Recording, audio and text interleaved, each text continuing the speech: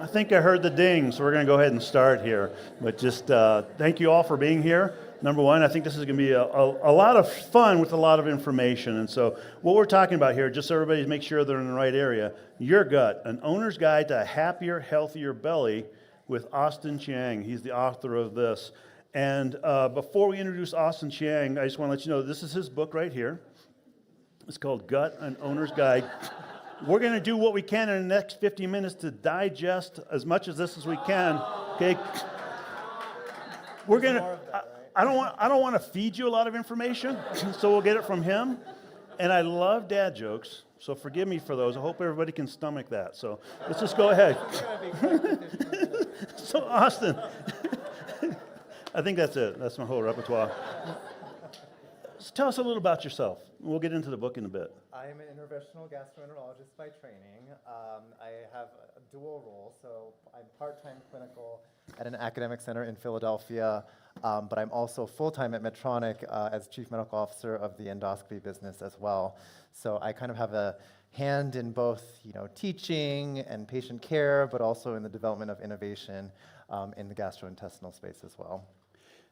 So before we get into the questions I have here, I'm going to let you know, partway through this, we're going to talk about myths that people have concerning their gut, their stomach in particular. So I'm going to open up to the audience just to hear any myths you might have and have him bust those myths or confirm the myths, depending on which ones they are. But first, let's start with this. How did this book come about? Because this is typically something we don't talk about. There's a lot of things, people talk about their heart problems, their brain, and all sorts of stuff. They typically don't talk about their gut. Yeah, it's interesting. I feel like it's such a stigmatized area. We don't talk about guts and butts enough.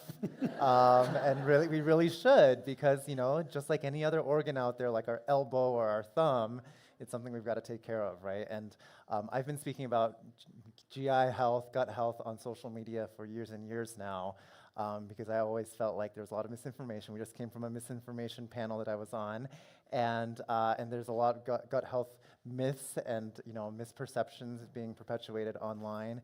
And so I felt the need to put myself out there and talk about gut health in a way that was digestible and trying to distill down very complex ideas into something that was easy to understand.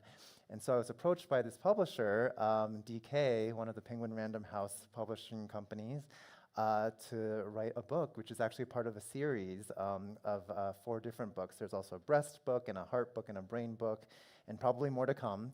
And so when they approached me with the idea and the fact that it's an illustrated, colorful book, I was game. So, big question here. You mentioned this, but why don't we talk more about our gut? It is one of the things that occupies us throughout the day. We're constantly thinking about it, and especially if things aren't going as well as they could be going, you tend to focus on that a lot. But why don't we talk more about it? Right. I mean, you bring up a really good point, because I say that everyone in this room has had gut health issues, whether or not you realize it. If you ever had an episode of nausea or diarrhea, your gut has malfunctioned at one point or another. And I think the reason why we don't talk about it more is just we have a misperception of the gut just being this tube of where food enters through one end and then it comes out the other end.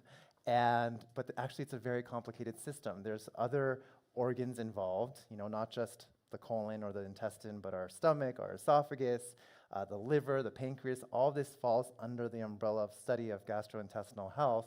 And then on top of that, there's also the invisible conditions that fall into our field of study, like obesity and the gut microbiome. And I think there's just been a lot of confusion around this over time, and we're just starting to scratch the surface. So there's still a lot more that we need to figure out. And as a specialist who specializes in the gut, endoscopy and those things, do you find that your patients also are a bit reluctant to talk about some of these issues, that there might be some aspects that you kind of have to pull out of them and say, tell me more about this certain part? Yeah, I think culturally, some groups out there probably don't want to talk about their guts or butts, and that's totally understandable. And yeah, I think that, we just have to overcome some of that stigma. You and I talked before this, just to get an understanding of each other and what we're going to talk about here. One of the things you brought up was kind of the history of the gut, and the history of gut as it pertains to our understanding of it. Walk through some of that. Yeah, so I think that, at least from a gastroenterologist perspective, a lot of what we do now is technology driven.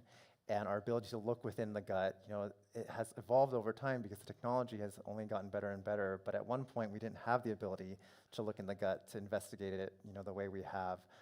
And it's really only been the past few decades, probably 40, 50 years or so, that we've gained a better understanding of it and had ways to actually investigate it further. But before that, we kind of relied on other ideas or theories, and over time, a lot of those theories have remained, and others we've debunked. And getting kind of to the overall concerns that a lot of people have, what's the best thing we can do for our gut? Ooh, that's a. Oh, well, first let's define gut. Let's define Yes. gut, because we talk about it. What you talked about, beginning to the end. Right. Are we talking mouth, esophagus, all the way down? Yes, absolutely. So it really depends on what part of the gut we're talking about. When people come to me and say, what can I do to have a better gut? Are you trying to lose weight? Are you trying to prevent cancer? Like, what is it exactly? Are you focused on the liver? Are you focused on the pancreas? What is it that we're getting So it's not just the intestinal system. Right, exactly. You're talking even outside the intestinal Yeah. system. So generally speaking, I think that one thing that we all have control over is what we are able to get screened. And there are clear screening recommendations out there laid out by the government based on evidence, like getting a colonoscopy starting at age 45 if you're average risk. Everyone in here needs to get screened for colorectal cancer at some point in your lives.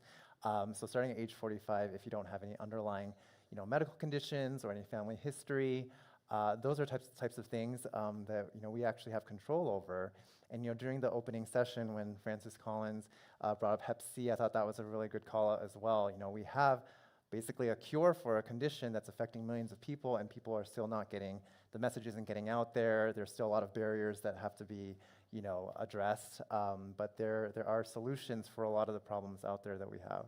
And do you find certain populations take better care of their gut? Certain populations here in the country, or certain populations in certain countries that seem to take better care of themselves and their gut? I think it depends, I think sometimes it's a double-edged sword. People who have more resources and have access to information sometimes can access problematic information, and might be seeking out expensive treatments that actually aren't providing much benefit. So it really depends. And you're right, when we look at the global population, gut health conditions and concerns vary from country to country. So the recommendations that hold true here are very different than what you see in Japan or in the Middle East.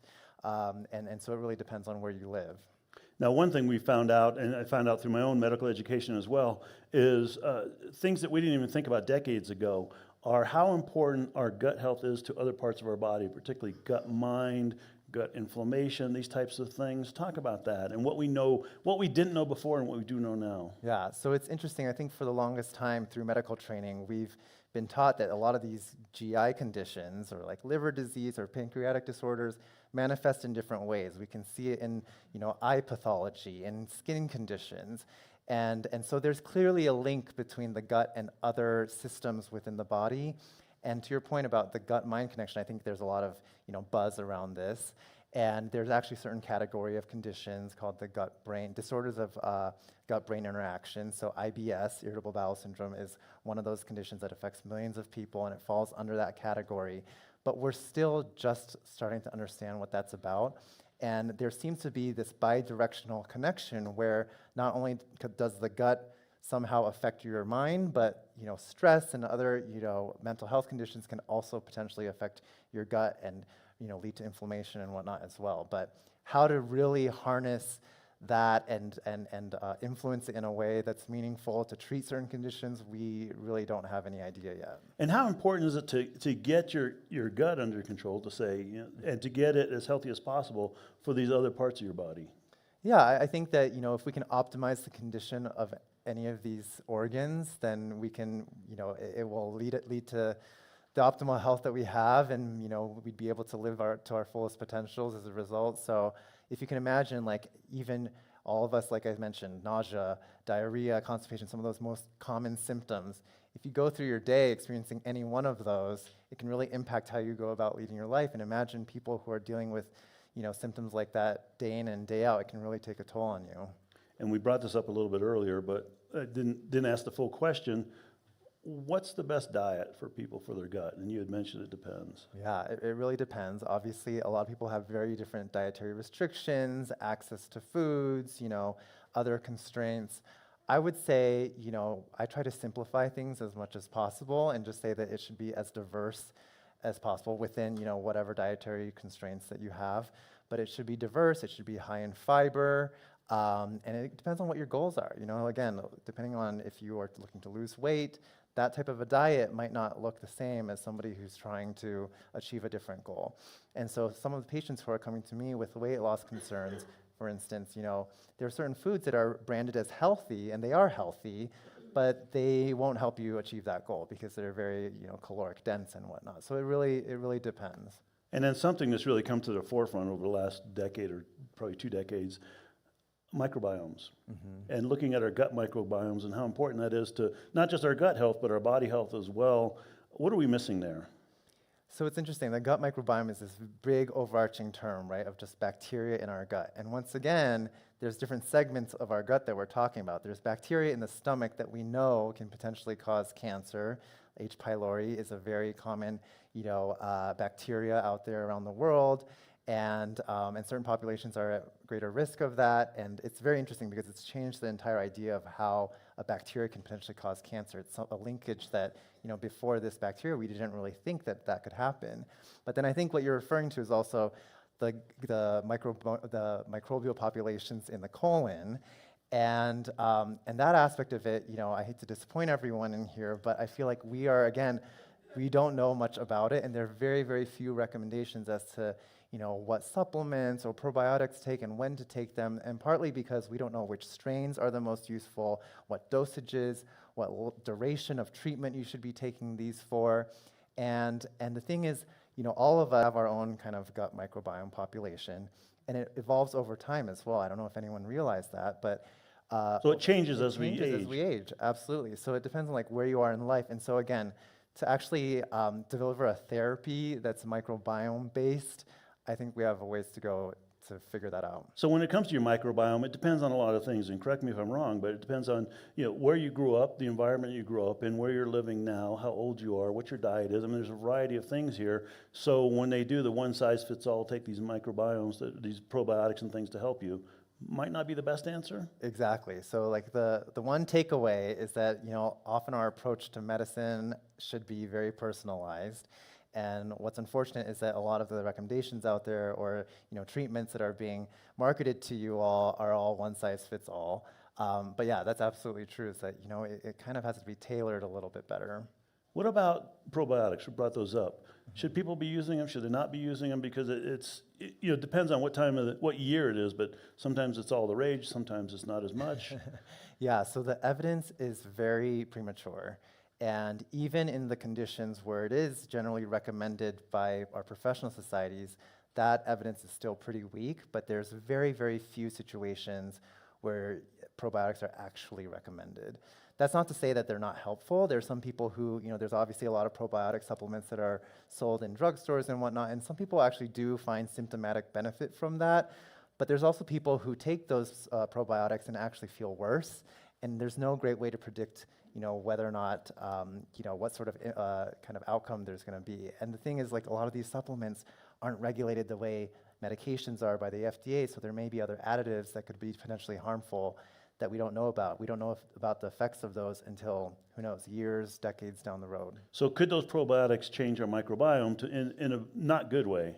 Yes. Is that possible? So do you need to have caution when you're taking these? Absolutely. So I would definitely recommend that you speak to your physician before taking some of these probiotics, especially if you have an underlying medical condition like an autoimmune disorder, or if you're on certain medications where you might be more susceptible to some of these harmful effects of these live bacterial cultures. And speaking of which, IBS, Crohn's disease, those types of diseases, probiotics, can they be helpful in those situations, or should patients be avoiding those? They're it depends. currently being investigated. There's many, many trials around this, and so I think there is promise around that.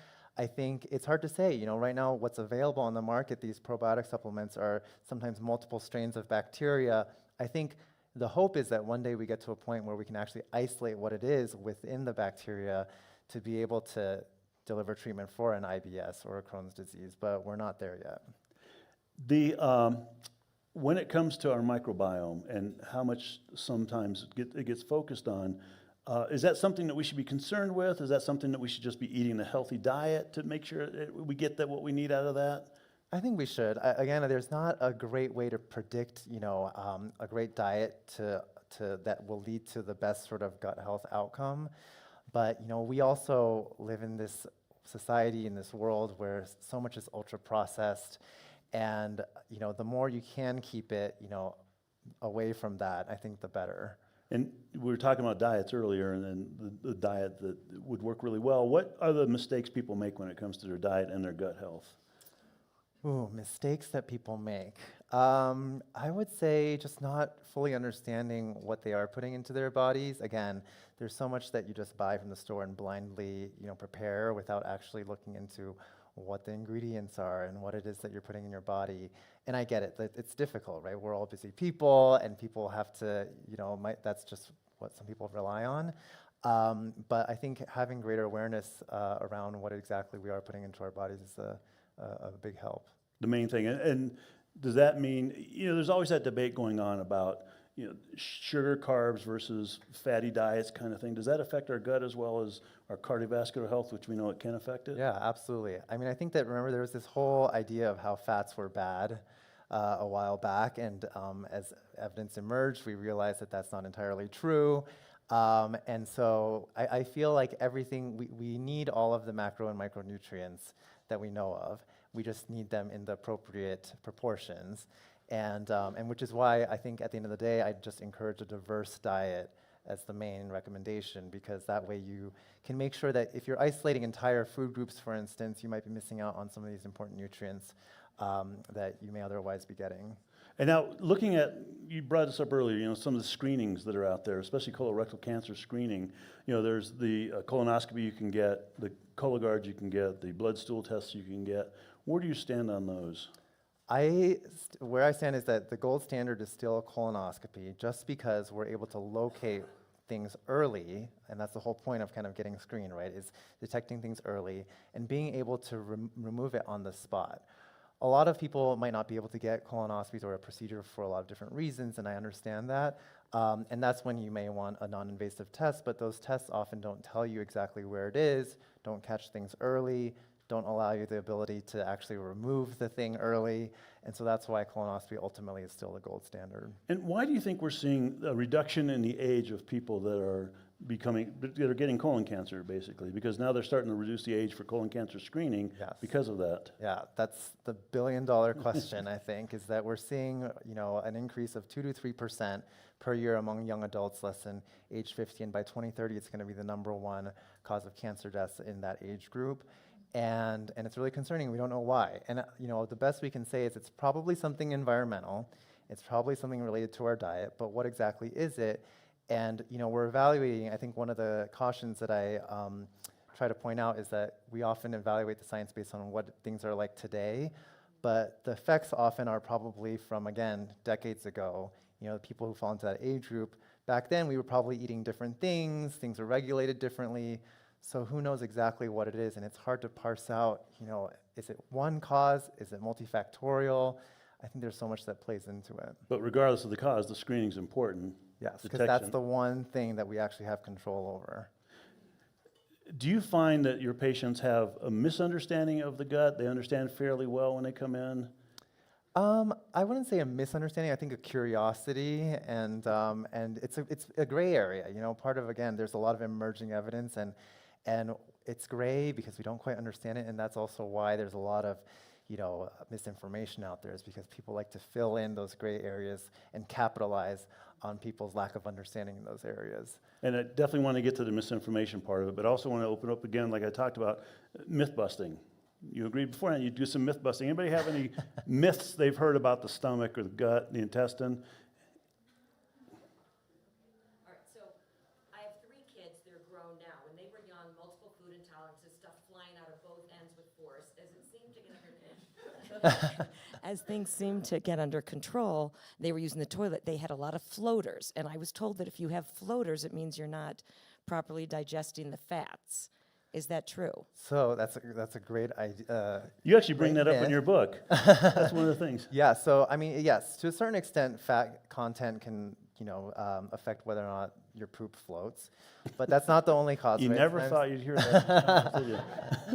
Sometimes it's air, sometimes it's other things, so it's not always the cause, but it's one potential thing. And of course, without seeing it, it's hard to say. Often, like fatty, greasy stools can actually, so when we actually think about like a pathological state of too much fat or fat not being absorbed and actually just coming out you the other end, it's not just that it floats, but we also actually see greasy residue, like toilets are hard to clean, like that's often what we think about. Yeah, so if that's the case, then maybe to a certain extent.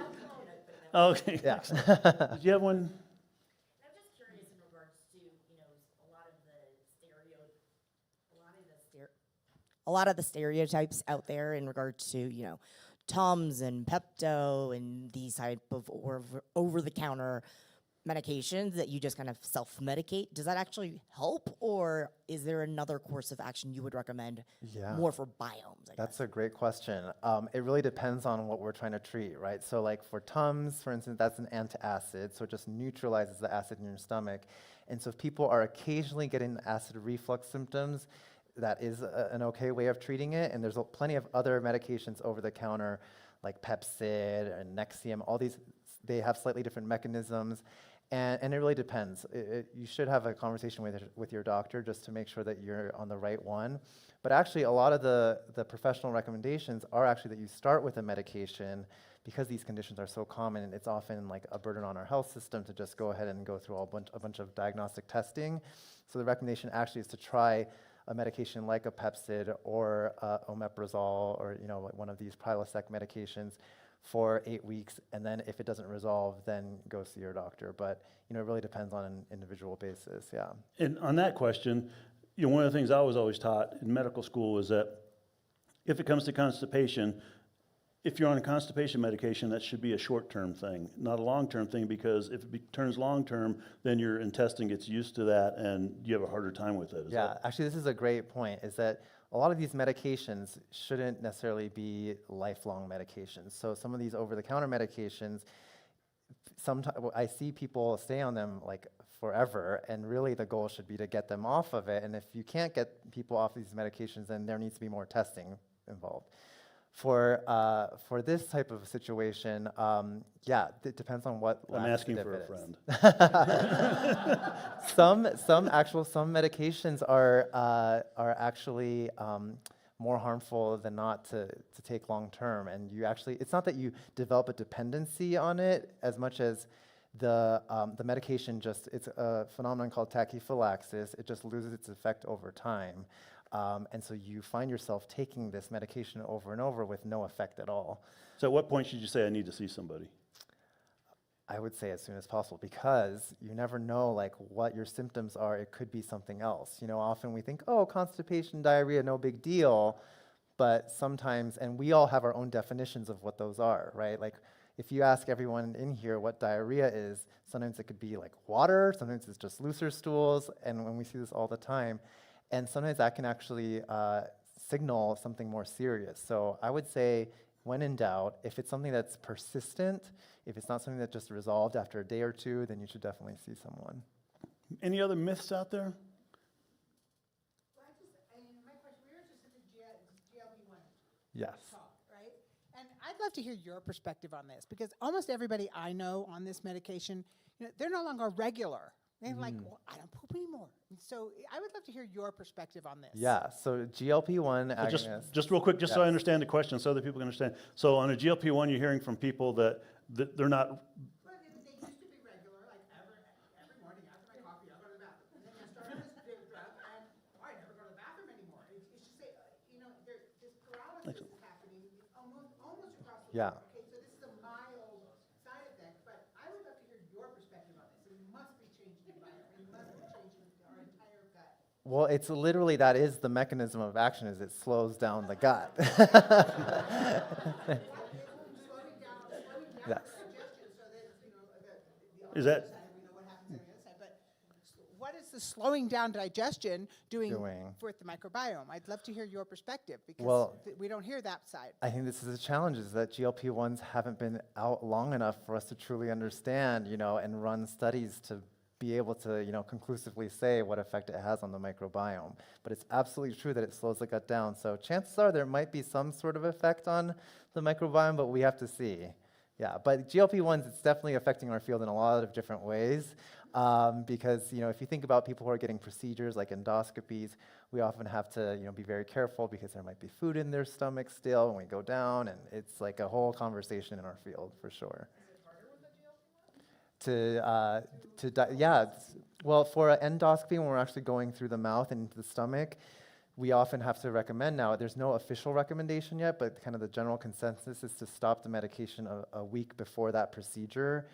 Otherwise, there might be food in the stomach, and that's a risk to patients to potentially aspirate where the food can come up and into the lungs, so. I would like you to Yes. project, okay? No, but I'm serious. The difference between having food in your stomach for a day or two versus for a week or two. I'd like you to give me your perspective on how you think that's going to affect our microbiome. I think it's interesting because, right, one of the hypotheses, no one really knows why colorectal cancer necessarily develops, but one hypothesis of very many is that some people, can develop sometimes when the toxins or pathogens within our stool aren't being excreted quite as quickly, they can lead to, changes in the colon. So if we're slowing the gut down, we may see, some impact in that way, but we just don't know yet. And I don't want to mislead anyone. You had a question like that? You still have it, or? Well, I haven't had the chance to read your book, but I'm curious, is there any information about women's health and the gut? Because there's a lot of confusion. You're on your period, you might experience diarrhea. Some people talk about explosive moments on the toilet. Could Yes. you shed some light? I'm not speaking about me, I'm just saying. It's for So I do cover that a bit in the book. There's a lot of overlap, right? There's a lot of conditions like endometriosis that it can lead to abdominal pain, and the presenting symptoms, lead people to come see a gastroenterologist, but then ultimately are, other types of conditions. There's also a lot of misconceptions around, ability to poop and whatnot after pregnancy and whatnot. So it is covered in the book, but yes, it's a whole area of study. And actually, to be honest with you, there's still not enough studies being done in this space, and very few centers that are actually devoted to kind of women's gut health. So I think it's an important area. And I'll get to your question in just a second. I want to ask you a couple of things here, but looking at the myths again and kind of focusing on that, a couple of things that I always hear from people is, I shouldn't eat and then go straight swimming. What's the reasoning behind that? It's going to get stomach cramps, and I'm going to pass out and die. Okay. I don't think that there's any truth behind that. Excellent. But I can't guarantee that people are going to feel great when they do that. It's just like when you do any sort of physical activity after eating, especially because, to a certain extent, the blood is being diverted to your gut to help with digestion. So I can understand that there may be some impact there. So it might not be dangerous, but might not be comfortable either. Yeah, and it's probably not just restricted to swimming. It's probably any sort of physical activity. How about eating before bedtime? Eating before bedtime, so it depends. I would say, especially for people who have acid reflux, not a great idea, just because, again, the stomach is there in your stomach. You're lying down. It's prone to come up. So I would definitely not recommend that. And then my last myth, we've all seen the commercial, squatty potty. Oh, I love it. and this is not an endorsement for Squatty Potty, not sponsored or anything, but any sort of footstool. Actually, there's a graphic in the book where when you elevate your legs, if your knees are above a 90-degree angle, it actually positions the muscles in a way that there's a kind of this sling around your rectum that gets positioned in a way that actually allows the stool to come out. So there's truth to that. Yes. And I have the Dr. John Torres Squatty Potties on sale. You okay? We take a few more questions back here. How about intermittent fasting? Is it good for you? Yeah, that's a great question. There's, again, not to be disappointing with the evidence here, but there's really not much conclusive evidence about whether or not it's beneficial or not. And it depends on what your goals are, right? If you're talking about like holistically from a health perspective, again, not enough evidence. From a weight loss perspective, it really depends. There's some people I see who adopt intermittent fasting, but take it as kind of a ticket, like a free license to eat whatever they want in the periods that they're not fasting, and that's definitely not the recommendation either, so it depends. Yes, sir. Yes. Another myth might be taking antibiotics at the first sign of an upper respiratory infection without understanding the implication on antibiotic resistance as well as the microbiome. Absolutely. I mean, it's never a good idea because, you know, some of these upper respiratory infections are viral in nature and not bacterial. And mind you, if a doctor is recommending that you take an antibiotic for whatever reason, you need to complete the entire course of it, because if you don't complete the course of it, even if you're feeling better, it could potentially lead to antibiotic resistance. And on the topic of, we were talking about probiotics and whatnot and the gut microbiome. Antibiotics, obviously, antibiotic means that it's there to kill bacteria. And so, your gut microbiome can definitely be affected by that. So there are certain recommendations. One of the recommendations is for probiotics is actually that if you are on a course of antibiotics, that you could potentially benefit from taking a probiotic. Is there a difference between probiotics and yogurt, let's say? Yeah, so it depends, like what kind of yogurt it is. You have to make sure, the true definition of a probiotic, you have to have enough live, active, cultures for it to qualify. So not all yogurt is a probiotic, but yeah, there are some that are. Yeah. Excellent. Yes, ma'am? What about the companies that advertise, you send them some of your personal body samples and they have perfect, regulated for you supplements? Yeah. So it's not one size fit all. Is there any basis for that, to do that? And the second yes. follow-up to that is, I've been reading a lot about full body MRIs as a diagnostic tool. Does that have value in your field? Great questions. First of all, about at-home testing. For any reason, I think a lot of these at-home tests, the challenge that we face is that we don't actually know as physicians what to do with that information. And especially like if they're using that and saying that you can actually have personalized, tailored treatment, because with those results, I would proceed with a lot of caution there. With the full body MRIs, I don't recommend full body MRIs. I think what ends up happening is that there are a lot of incidental things that may not actually be harmful that are getting picked up when you're getting full body scans. And what that, from my perspective, I see a lot of people end up getting additional unnecessary tests that are actually putting them at in other forms of risk because of those full body MRIs. So I wouldn't necessarily get one of those either. I have a question about fermented foods. Yes. And also, what are prebiotics? Yes. So fermented foods, basically can promote the growth of these, live bacterial cultures. And so kefir, sauerkraut, kimchi, all the foods that you didn't want me to mention, those qualify as, sources of probiotics. But prebiotics are basically forms of fiber that help feed, basically, the bacteria. And not all fiber is considered a prebiotic, but all prebiotics are considered fiber. So you just have to be careful. But again, our understanding of like what type of prebiotic to use to optimize, your gut microbiome is still totally up in the air. So all we can say is that you should, have a diet rich in, natural sources of fiber to help fuel your gut microbiome. Gentleman in the back here?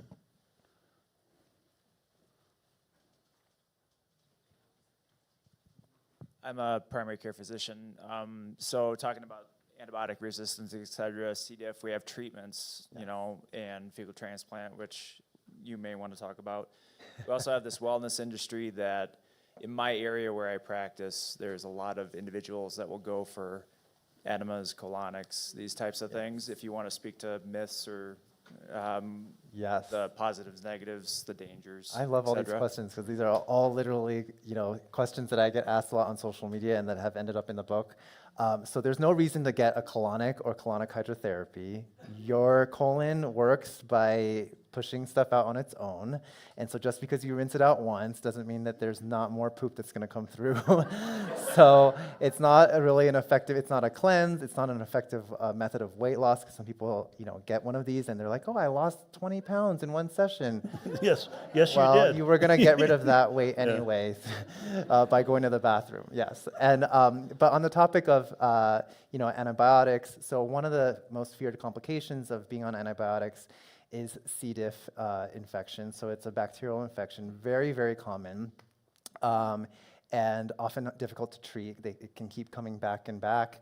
And so one of the methods actually of treating C. diff infection, recurrent C. diff infection, I should say not treating it, preventing recurrent C. diff infection, is fecal transplantation. So what that means is basically, if you put the words together, it's transplanting poop from one person to another.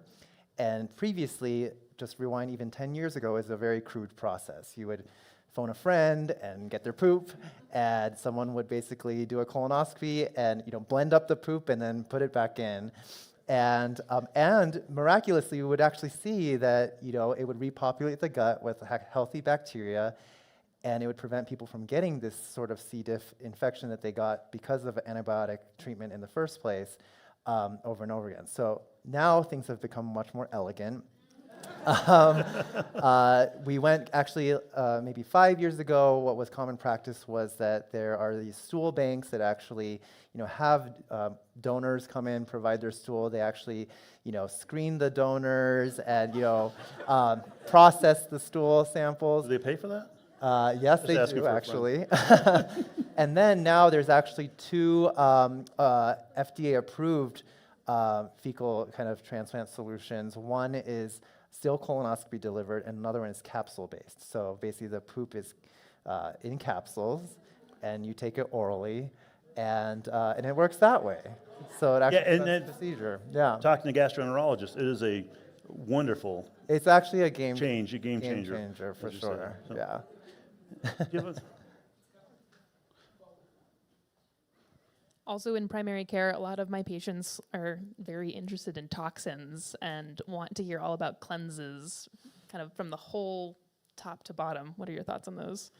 Oh, they're never a great idea. I feel like, our body often has its own ways of cleansing things. And so when things are marketed by, who doesn't like the sound of a cleanse, the idea of a cleanse? And so I see this being marketed sometimes by other physicians, unfortunately, like liver cleanses and things like that, that really have no utility at all. So I really think it's a waste of money, to be honest. Ma'am. Thank you. That you should, do your business and then get out. Don't sit on the toilet. I know people who, do crossword puzzles and are reading. Yes, No, scroll seriously. on social no, media. that you should not be Did sitting. my wife talk to you? Go ahead.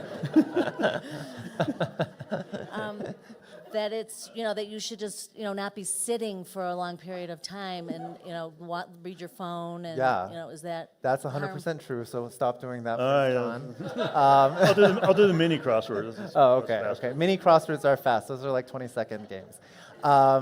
But yes, absolutely, because it could potentially lead to hemorrhoids and other things that develop just from being seated in that position for too long. So, yeah, I would also recommend just getting in and getting out.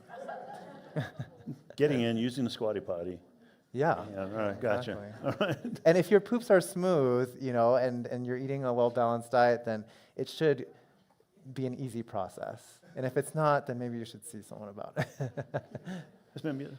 What's your take on water? Should we still be drinking 8 glasses of water a day for good gut health? Yeah, it's definitely not the recommendation anymore, I'd say, that you have to force yourself to drink 8 glasses of water, 64 ounces or whatever it was. And does everybody know where that before. came from, that 8 glasses of water? So it came from a study years ago, not a study, where an expert was talking about this and said basically you need 8 glasses of water a day, the equivalent of 8 glasses, but he also included in that 8 glasses the food you eat.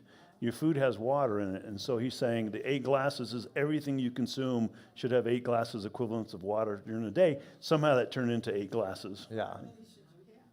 So there's no clear number.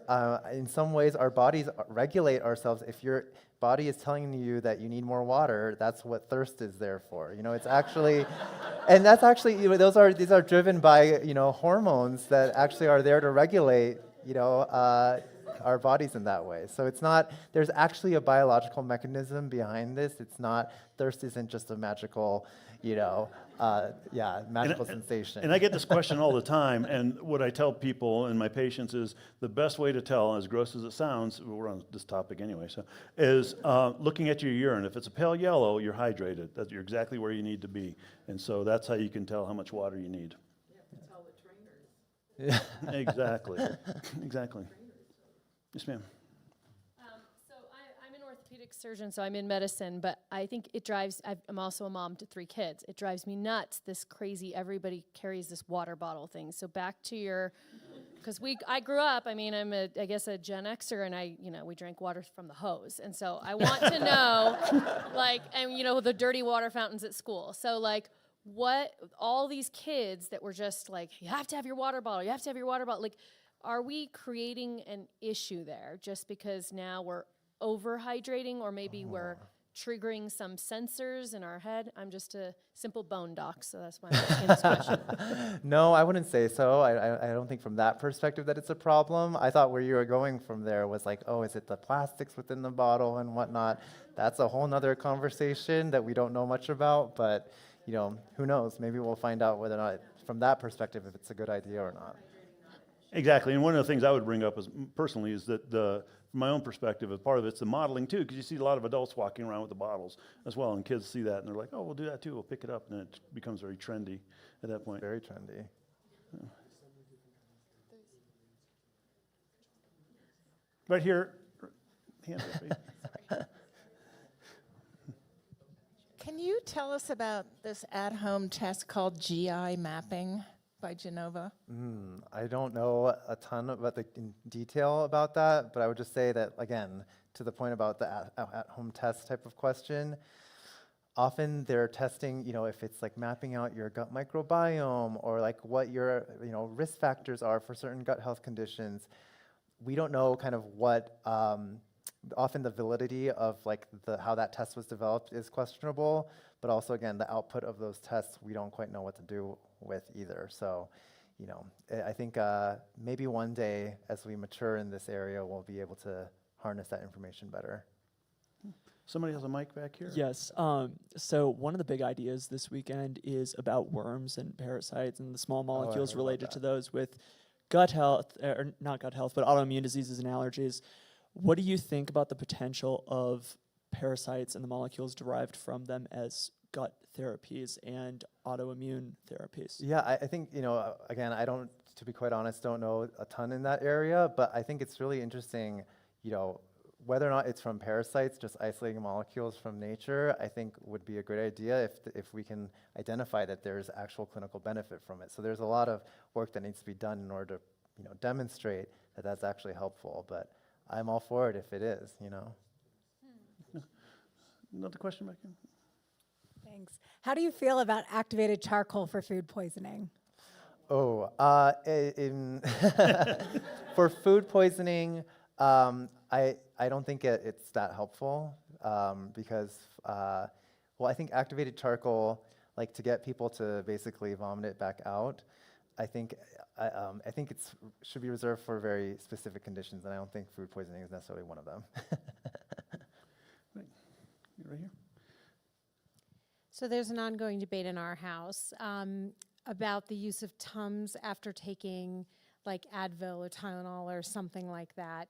I don't take it that often, so I say no if I'm taking it once a month, like I don't need to, but am I right or is my husband right? And he's not here, you. so. I don't think that you need to take Tums after taking an Advil or Tylenol, and it really depends because, again, Advil and Tylenol are very different medications. Tylenol really doesn't have any effect on the gut lining.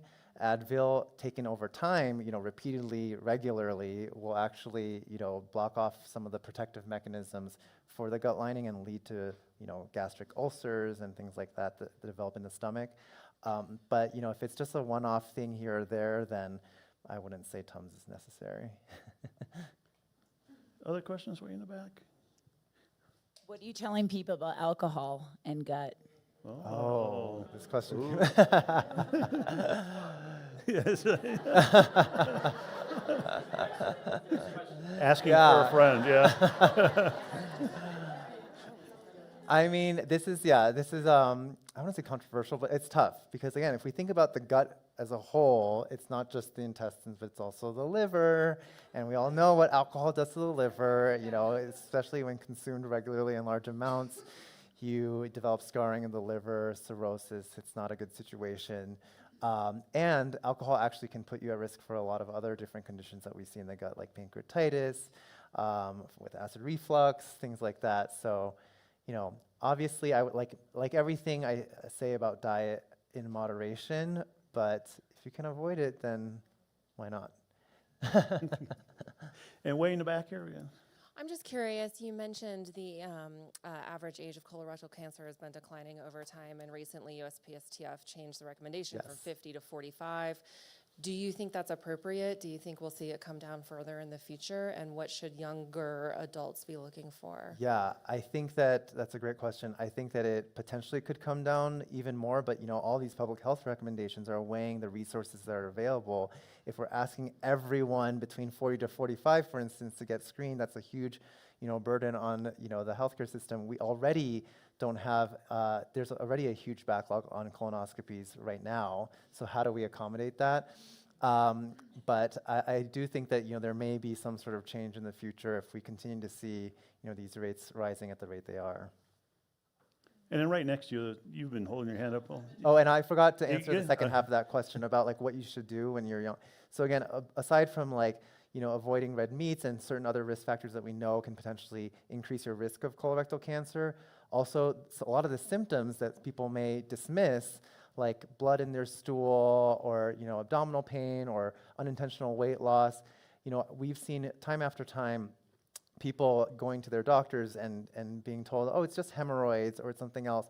I would encourage people, if that's what if those symptoms don't go away, that you should get another opinion. You should really, advocate for yourself. And like most things, the earlier it's detected, the easier it is to treat. Yeah, a dear friend of mine, she was behind the whole Ryan Reynolds getting his colonoscopy, video, and she publicly talks about how, she went to see her doctor.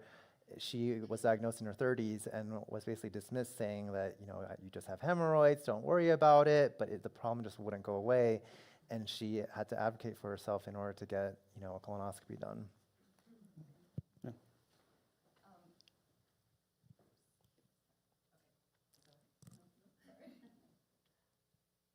Great. Is there an optimal poop consistency, color? Sorry. And is it okay for it to change, like over the week, over the month? Yeah, Curious. it's absolutely okay for it to change because it's so diet dependent. Depending on what none of us are eating the same meal, every single day. So we should expect changes here and there. But even our definition of what's normal is kind of vague. We sort of say that as long as it's between 3 times a day and every 3 days, that's considered normal, and everything outside of that, maybe you should get checked out, but it really varies from person to person. So when people are telling me I didn't have a bowel movement today, I only have a bowel movement every 2 days and I'm scared, I help reassure them and say that, And can that change? Absolutely, yeah. Where it might be every day, it might be every 2 days, go back to every day. Totally, and it depends on, your food intake, your water intake, where you are geographically, the climate, whatnot. Like here we are in Aspen. I'm feeling very dehydrated. So I think it really depends. Sorry, just to add on, I heard that it needs to be one long piece and fall all even. Oh, no. It definitely doesn't have to be, yeah. Actually, there's a whole chart. We have a Bristol stool scale that kind of, I've actually made a TikTok about this a while back where, from one end of the spectrum, there's the rock hard pebbles, And actually, this is kind of gross, but I ate like Maltesers, like to demonstrate, like that's the consistency versus like chocolate milk is on the other side of the spectrum. So you kind of want to be somewhere in between, but it doesn't necessarily have to look like a log. Or it doesn't have to look like, chunks or anything like that. But yeah, it can vary. A couple more really quick questions. You and right here. I love that though. Sure. So I just want to go back to the safety of the do-it-yourself fecal transplants. Yeah. I am the Open Biome, which we are the largest stool yes, bank hi. in the country, in the world. But can you just explain, because I think it's really important for people to understand, because of TikTok and there are all these different movies showing how people were calling a friend and getting some stool, oh, you look healthy, why that's really dangerous, and explain what can get transferred if they're not getting highly screened, regulated stool samples. Yeah, please don't take someone's stool and try to self-administer that at home. I mean, there are a lot of transmissible diseases and infectious diseases that are screened for by the stool banks that actually provide, the stool for fecal transplant. And there's other things that we might not know about, right? Like, and people, the donors even, like they may have other family histories that are taken into account, during the screening process that, if you're just phoning a friend or your neighbor, you might not, actually take that into account. Yeah. And it's How well do you know them, I guess, is the bottom line. Last question. I was curious about long-term use of protonics. It seems like the doctors in this country seem to be overusing protonics. So Absolutely. And that's the thing, is like a lot of these, what's protonic? So the question was basically, what my opinion was about long-term use of protonics. So protonics falls into this category of medications called proton pump inhibitors, PPIs. A lot over the counter, like I said, Nexium, Prevacid, Prilosec, these are all in the same family medications. And often people are on these medications lifelong when they shouldn't be. And so, often these medications are prescribed for acid reflux or, other types of conditions. And taken long term can lead to, diarrhea, osteoporosis. There are, kind of demonstrated adverse effects of these medications when taken long term. There's also a lot of misinformation out there, though. There's a lot about like kidney, the effects on the kidneys or dementia. Those claims we don't quite know about, even though there's a lot of press around that. But again, the goal should be to be on these medications only for a certain amount of time and then off of them if possible. There are certain patients that we come across who have some conditions that have not resolved. They need to remain on those medications, but that's the whole thing about weighing the risks and benefits. That needs to be a conversation with the doctor. Yeah. Great. This has been a fantastic conversation. Thank you for all your questions. Thank you so much. Oh yeah. This is Austin. We're going. Just so everybody knows, I got to do one more. Austin Chang's book. It's a fabulous book. I think it's going to do well, but that's just my gut feeling. So. Thank you so much.